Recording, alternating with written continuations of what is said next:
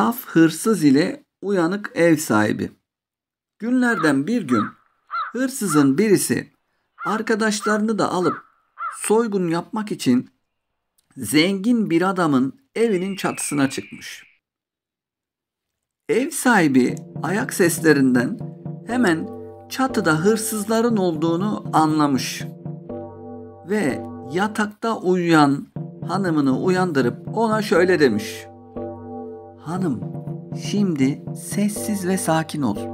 Sanırım çatıda hırsızlar var.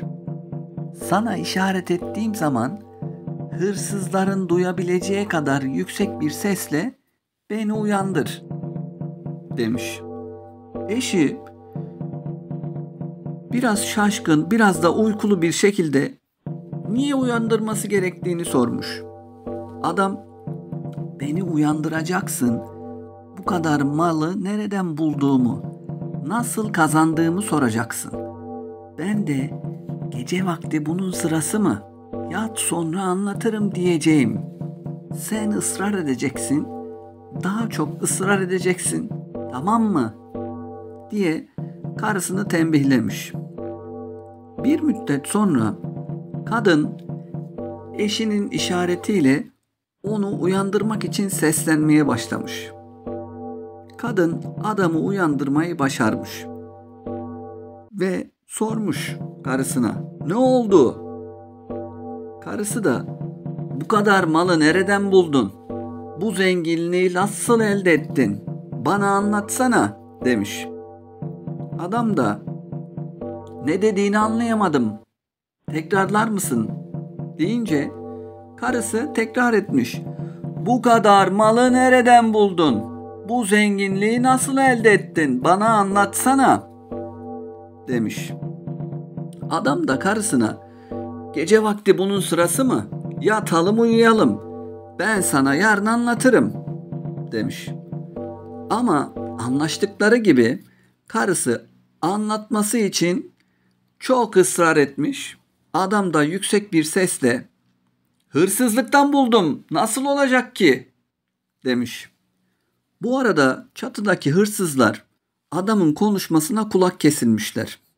Adam onların kendilerini dinlediklerini bildiği için anlatmaya devam etmiş. "Gençlik çağımda mehtaplı gecelerde arkadaşlarla zengin insanların evlerinin çatısına çıkardım. Işığın sızdığı deliğe gelip "Şevlem şevlem" diye bağırdıktan sonra 7 kez tılsımlı dua okur ve ışıktan tutunarak aşağıya süzülürdüm. Bu şekilde kimseye görünmeden evin içine girer, evde ne var ne yoksa her şeyi alır, sonra da o süzülen ışığa tutunup tekrar tılsımlı duayı okuyup çatıya çıkardım.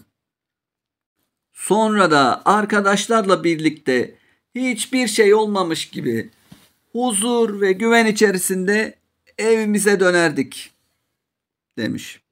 Adam bu sözleri söyledikten sonra eşine işaret edip kendisi de eşi gibi gizlenmiş.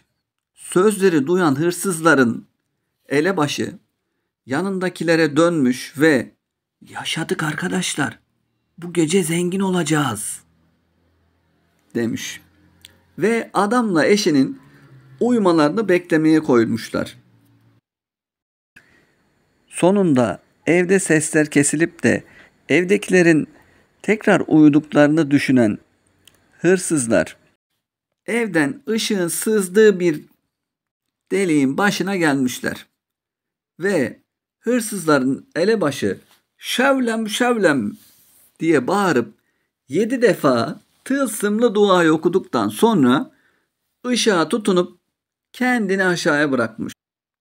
Tabii buna tam olarak aşağıya bırakmak denebilir, evet. Küt diye aşağıya düşmüş bizim hırsız. Ardından diğer hırsızlar da aynı şeyi yapıp kendilerini aşağıya bırakmışlar. Onlar da patır kütür düşmüşler.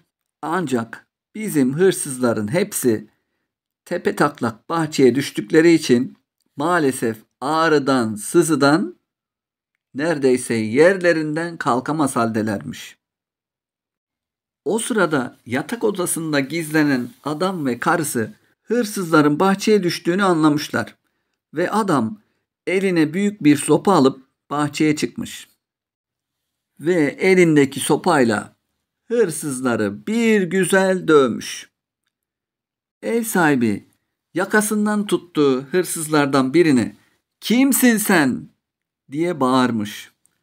Kafası gözü yaralar bereler içinde olan hırsız zar zor konuşarak "Ben olmayacak bir işin peşine düşen saf ve kanmış bir hırsızım" demiş. Bu masalımız da burada bitmiş. Gökten 3 elma düşmüş. Biri masalı dinleyenlere, biri iyi insanlara, biri de masalı anlatana.